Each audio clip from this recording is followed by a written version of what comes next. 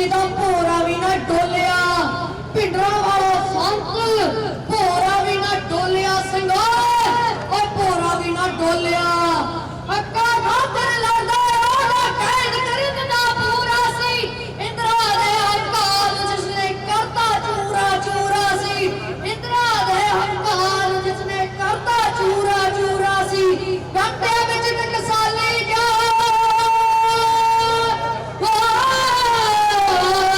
ਗੰਡੇ ਵਿੱਚ ਟਕਸਾਲੀ ਜਾ ਸ਼ਮਸ਼ੀਰ ਡਰਾਵੇ ਵੈਰੀ ਨੂੰ, ਹਾਲੇ ਤੱਕ ਵੀ ਸੰਤਾਂ ਦੀ ਤਸਵੀਰ ਡਰਾਵੇ ਵੈਰੀ ਨੂੰ, ਹਾਲੇ ਤੱਕ ਵੀ ਸੰਤਾਂ ਦੀ ਤਸਵੀਰ ਡਰਾਵੇ ਵੈਰੀ ਨੂੰ।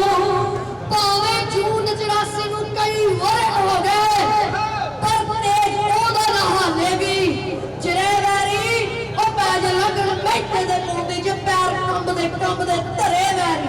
ਉਹ ਕਹਿੰਦੇ ਪੋਸਟਰ ਉਹਦੇ ਨਹੀਂ ਲੱਗਣ ਦੇਣੇ ਆ। ਬਥੇਰੇ ਕਰੇ ਫਿਰਦੇ ਦੁਨੀਆ ਉੱਤੇ ਕੱਚੇ ਬਿੱਲੇ ਤਬੂ ਕੁਸੜੂ ਬੱਬਰ ਸ਼ੇਰ, ਸਿੱਖ ਪੰਥ ਦਾ ਅਨਮੋਲ ਹੀਰਾ ਹੈ ਜਿਸਦਾ ਰੋਇਆ ਜੀ। ਕਹਿੰਦੇ ਪੋਸਟਰ ਉਹਦੇ ਨਹੀਂ ਲੱਗਣ ਦੇਣੇ। ਖਰਾਬ ਮਾਹੌਲ ਪੰਜਾਬ ਦਾ ਕਰੇ ਵੈਰੀ। ਓਏ ਕੁਲਵੰਤ ਸਿਆ ਉਹ ਉਹਦਾ ਪੋਲੀ ਕਿੱਡਾ, ਉਹ ਜਦੀ ਫੋਟੋ ਤੋਂ ਅੱਜ ਵੀ ਧਰੇ ਵੈਰੀ। ਪੋਸਟਰਾਂ ਨੂੰ ਪਾਰ ਪਾਰ ਕੇ ਆਪਣਾ ਮਨ ਬਹਿਲਾਉਂਦੇ ਨੇ, ਫੋਟੋ ਜੋ ਕਿਤੇ ਨਿਕਲ ਨਾ ਆਵੇ ਸਾਰੇ ਕੰਬੀ ਜਾਂਦੇ ਨੇ, ਫੋਟੋ ਜੋ ਕਿਤੇ ਨਿਕਲ ਨਾ ਆਵੇ ਸਾਰੇ ਕੰਬੀ ਜਾਂਦੇ ਨੇ। ਭੋਲੇ ਵੰਤ ਸਿਆ ਕੁਲਵੰਤ ਸਿਆ ਦਾ ਪਤਲਾ ਜਿਹਾ ਸਰੀਰ ਡਰਾਵੇ ਵੈਰੀ ਨੂੰ, ਹਾਲੇ ਤੱਕ ਵੀ ਸੰਤਾਂ ਦੀ ਤਸਵੀਰ ਡਰਾਵੇ ਵੈਰੀ ਨੂੰ, ਹਾਲੇ ਤੱਕ ਵੀ ਸੰਤਾਂ ਦੀ ਤਸਵੀਰ ਡਰਾਵੇ ਵੈਰੀ ਨੂੰ। ਵਾਹਿਗੁਰੂ ਜੀ ਕਾ ਖਾਲਸਾ ਵਾਹਿਗੁਰੂ ਜੀ ਕੀ ਫਤਿਹ।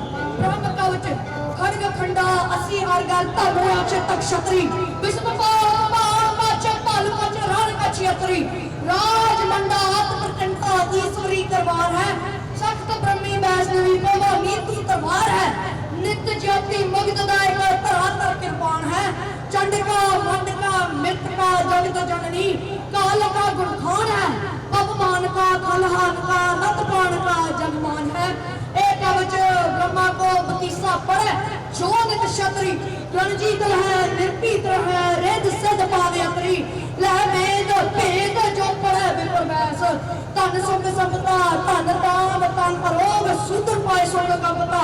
ए बोला हर गोबिंद का सो खालसा वीर, फतेह पावे दान में प्रभात शमशीर। ए बोला हर गोबिंद का सो खालसा वीर, फतेह पावे दान में प्रभात शमशीर। वाहिगुरू जी की फतेह। कितना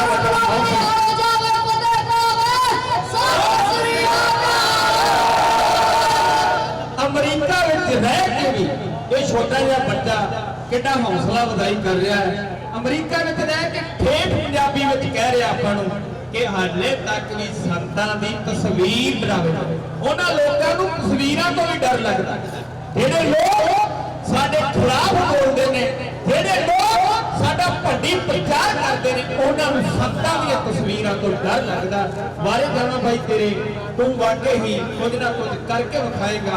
मैं इहदा धन्नवाद करदा हां, ਇਹ ਕਮੇਟੀ ਦਾ ਧੰਨਵਾਦ ਕਰਦਾ ਜਿਹੜੇ ਇਹੋ ਜਿਹੇ ਬੱਚਿਆਂ ਨੂੰ ਹੌਸਲਾ ਦੇ ਕੇ ਸਟੇਜਾਂ ਤੇ ਲਿਆਉਂਦੇ ਨੇ, ਇਹਨਾਂ ਨੂੰ ਪ੍ਰਫੁੱਲਤ ਕਰਦੇ ਨੇ। ਦੁਨੀਆ ਵਿੱਚ ਪ੍ਰਚਾਰ ਕਰਨ ਵਾਸਤੇ ਸਾਡੇ ਕੋਲ ਬੜੀਆਂ ਮਹਾਨ ਹਸਤੀਆਂ ਨੇ।